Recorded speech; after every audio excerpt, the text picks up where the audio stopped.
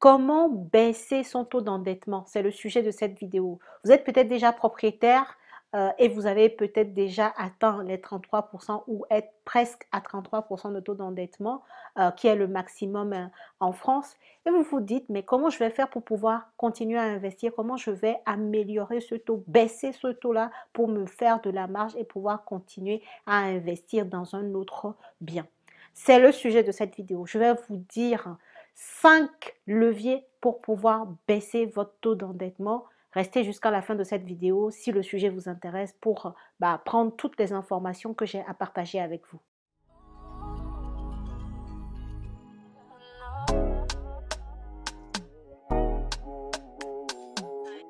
Bonjour et bienvenue à vous sur cette chaîne destinée à l'investissement immobilier. Avant d'aller plus loin, je me présente rapidement. Je suis Lely Célia, conseillère en investissement immobilier et moi-même investisseuse depuis maintenant 5 années avec un patrimoine de 21 appartements. Mon travail, c'est d'accompagner toute personne de la diaspora africaine qui souhaite investir dans l'immobilier dans le pays dans lequel il réside en Occident à pouvoir le faire.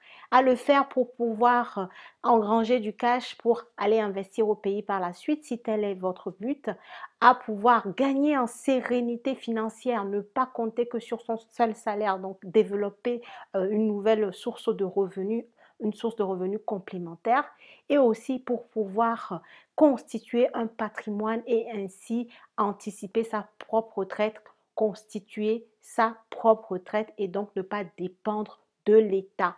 Alors, si tout ce que je viens de dire vous concerne, vous vous y retrouvez, je vous invite à faire deux choses. La première, c'est de vous abonner à cette chaîne si ce n'est pas encore fait et d'activer votre cloche de notification pour ne pas rater mes futures publications. Et la deuxième chose, n'hésitez pas à aller réserver votre séance de coaching avec moi pour qu'on échange ensemble sur votre projet ou à me contacter via l'adresse mail qui est en barre de description de toutes mes vidéos. Comme je vous le disais lors de ma précédente vidéo, le dimanche 7 février aura lieu le premier live de la chaîne, le premier direct sur cette chaîne YouTube. Le sujet qu'on va aborder est le suivant.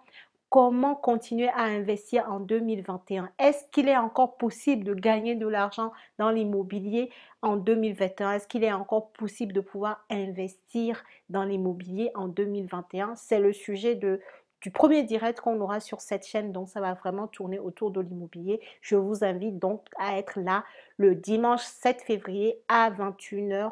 On va faire le live en direct sur la chaîne YouTube. Alors, le sujet du jour, comment baisser son taux d'endettement. Avant d'aller plus loin, on va déjà définir c'est quoi le taux d'endettement. C'est très simple. Le taux d'endettement, en fait, est la part que prend les charges fixes dans vos revenus globaux. Donc, ça veut dire, si vous gagnez 1500 euros, d'accord, et que vous avez des charges fixes, loyer, crédit auto, voilà, vous avez des charges fixes de 500 euros par mois, ça veut tout simplement dire que votre taux d'endettement est égal à 30% de vos revenus globaux, d'accord?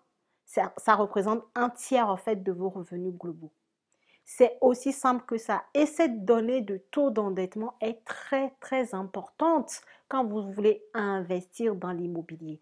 En France, le taux d'endettement maximum quand vous voulez investir dans l'ancien, donc dans des biens qui sont déjà construits depuis un moment, c'est 33%. Quand vous voulez investir dans le neuf, donc acheter sur plan en VFA, tout ça, là, votre taux d'endettement maximum est à 35% aujourd'hui. Vous pouvez aller jusqu'à 35% de taux d'endettement. Donc, vos charges fixes peuvent représenter 35% de vos revenus globaux. Avec cette pandémie Covid-19, aujourd'hui, les banques sont de plus en plus frileuses. Elles sont de plus en plus intransigeantes sur cette donnée-là, cette donnée du taux d'endettement. Donc, si vous voulez continuer à vous faire financer par les banques vos projets, il va falloir chouchouter ce paramètre du taux d'endettement. Il va falloir faire en sorte d'être toujours à cette limite des 33% de taux d'endettement. Maintenant, comment faire? Comment on fait concrètement? Je vais vous donner 5 leviers dans cette vidéo. Alors, le premier levier pour pouvoir baisser votre taux d'endettement, c'est de commencer à renégocier vos emprunts en cours. Vous avez un crédit auto, vous avez, je ne sais pas moi, un crédit à la consommation, vous avez peut-être déjà un crédit immobilier parce que vous êtes déjà propriétaire de votre résidence principale ou de votre résidence locative. Enfin, vous avez un bien que vous avez mis en location. Vous avez la possibilité de renégocier votre taux.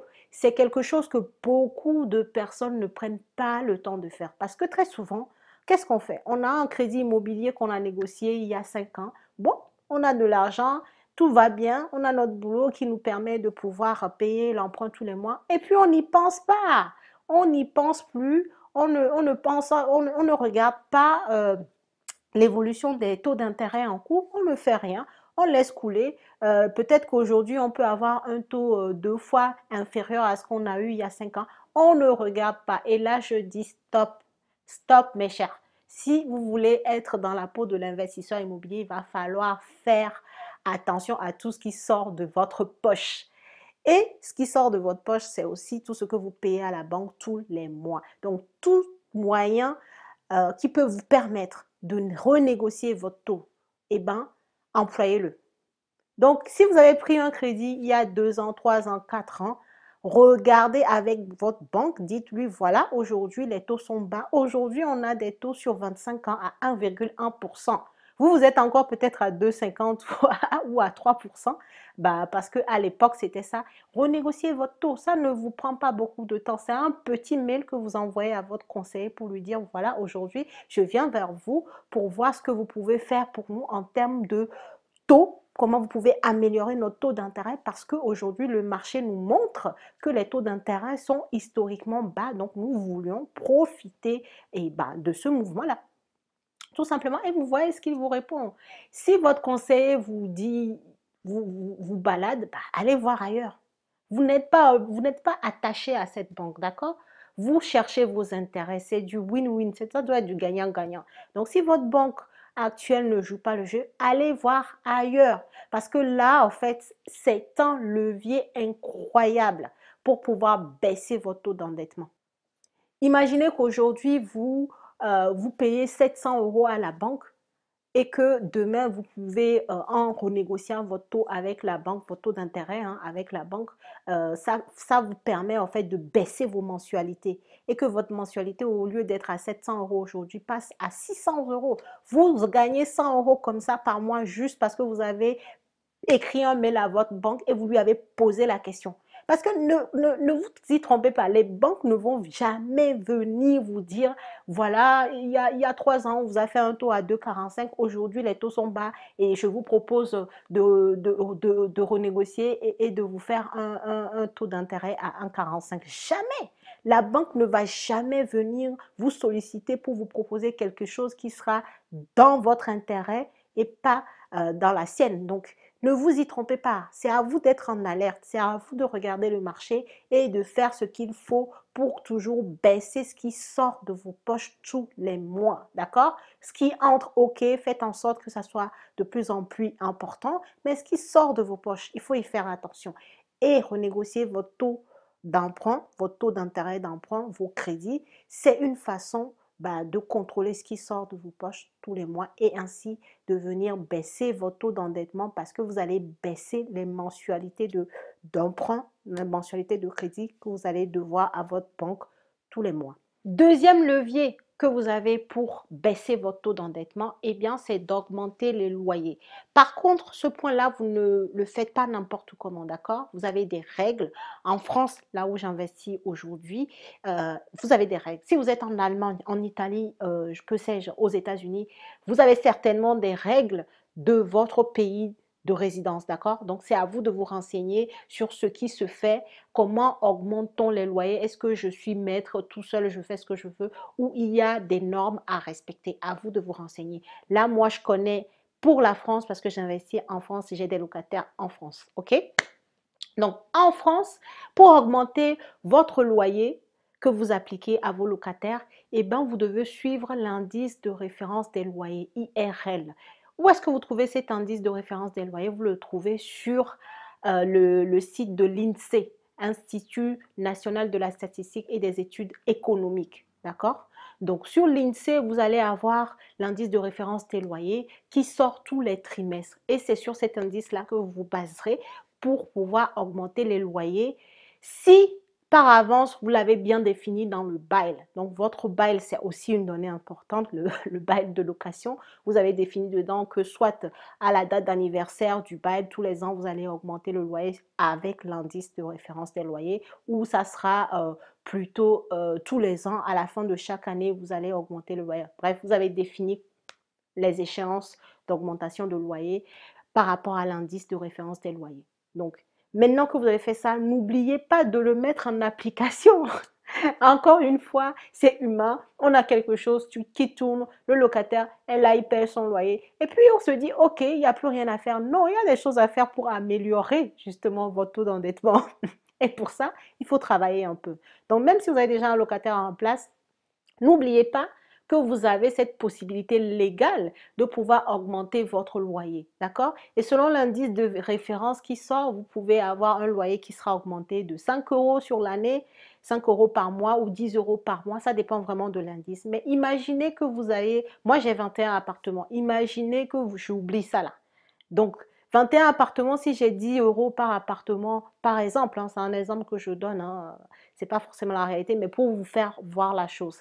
Si j'ai 10 euros à gagner par appartement, 21 appartements, ça fait 210 euros, non? 210 euros par mois en plus que je gagne. Qu'est-ce que ça fait? Eh bien, ça augmente mes revenus. Si ça augmente mes revenus, ça veut dire que mon taux d'endettement baisse, puisqu'on a dit que le taux d'endettement est bien annexé. En fait, c'est vraiment la part que prend vos charges fixes dans vos revenus globaux. Donc, si vous avez des revenus globaux importants, bah, en fait, avant d'arriver au 33% maximum de taux d'endettement, eh ben, vous avez de la marge.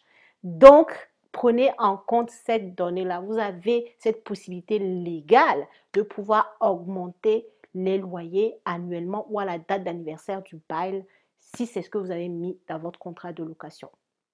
Troisième levier pour baisser votre taux d'endettement, bien, ça sera de gagner plus d'argent. Si vous êtes salarié, pensez à demander une augmentation. D'accord? Si vous êtes à votre propre compte, bah, travaillez plus, augmentez vos tarifs, que sais-je. En tout cas, le levier, c'est ceci, gagner plus d'argent. Puisqu'on a bien vu, et je le répète encore, votre taux d'endettement est indexé au montant que vous gagnez tous les mois, tous les ans. Donc, plus vous gagnez de l'argent, plus il sera plus long d'atteindre les 33% maximum de taux d'endettement. Donc, si vous gagnez plus d'argent, vous allez baisser votre taux d'endettement, d'accord? Donc, pensez à ça. Ne faites pas un boulot et puis voilà, vous vous contentez de ce qu'on vous donne. Non, non, non, non, non. On a dit qu'en 2021, on change notre rapport à l'argent. Ce n'est pas mauvais de penser à gagner plus, d'accord? Ce n'est pas mauvais de demander une augmentation. Il ne faut pas se dire, ok, moi j'ai déjà la chance, surtout avec Covid là. C'est un piège, hein. Les gens se disent, moi au moins j'ai la chance de travailler. Donc, ok, non. Tu as la chance de travailler, ton patron aussi il a la chance de t'avoir pour faire le travail que tu fais, ok? Donc, il faut connaître sa valeur et ne pas hésiter à négocier son salaire, à gagner plus si vous êtes salarié, à aussi, si vous êtes à votre propre compte, bah, revoir, je ne sais pas moi, votre taux horaire que vous appliquez, revoir les prestations, combien vous facturez vos prestations, en tout cas faire en sorte d'augmenter ben, vos revenus tous les mois, tous les ans et pouvoir ainsi jouer, en tout cas agir sur votre taux d'endettement. Le quatrième levier à utiliser pour baisser le taux d'endettement, eh ben, ça sera de faire de l'arbitrage de patrimoine. Si vous avez déjà un bien ou deux biens, vous êtes peut-être propriétaire de votre résidence principale et vous avez déjà du patrimoine locatif, eh bien, ça sera d'arbitrer. Comment est-ce qu'on arbitre son patrimoine? Eh bien, tout simplement, on regarde le bien qui vient prendre beaucoup d'argent de notre poche tous les mois et nous ramène peu d'argent. Vous voyez, il faut toujours faire le rapport, qu'est-ce qui rentre dans ma poche et qu'est-ce qui sort de ma poche. Donc, le bien au final, qui est le moins rentable dans votre patrimoine, vendez-le. Vendez-le pour venir baisser votre taux d'endettement et repartir sur un bien beaucoup plus rentable. OK? Donc, n'hésitez pas à faire ça. Ne soyez pas sentimentaliste ou, je ne sais pas, ne mettez pas trop d'émotion en fait. Si vous, en tout cas, si vous êtes dans l'optique d'être vraiment en mode investisseur, mindset d'investisseur, vous voulez réussir dans l'immobilier, ne soyez pas trop dans l'affect, s'il vous plaît. D'accord? Donc, si vous avez un bien aujourd'hui, ou bien deux, trois biens dans votre patrimoine, regardez le bien ou les biens qui vous rapportent peu d'argent par rapport à ce que vous sortez tous les mois de votre poche sur ces biens-là et vendez-les. Ça vous permettra de vous dégager de l'endettement, de baisser votre taux d'endettement. Et maintenant que vous avez ma chaîne et que vous savez comment on fait pour investir dans l'immobilier, qu'il faut chercher des biens rentables, tout ça, je vous dis pas mal de choses gratuitement. Et bien, avec ces informations-là, allez maintenant chercher des biens rentables et qui vont vous permettre de respecter la limite des 33% et d'être même en dessous. OK? Ça, c'est aussi très important. C'est le quatrième levier et je vous assure que ça marche.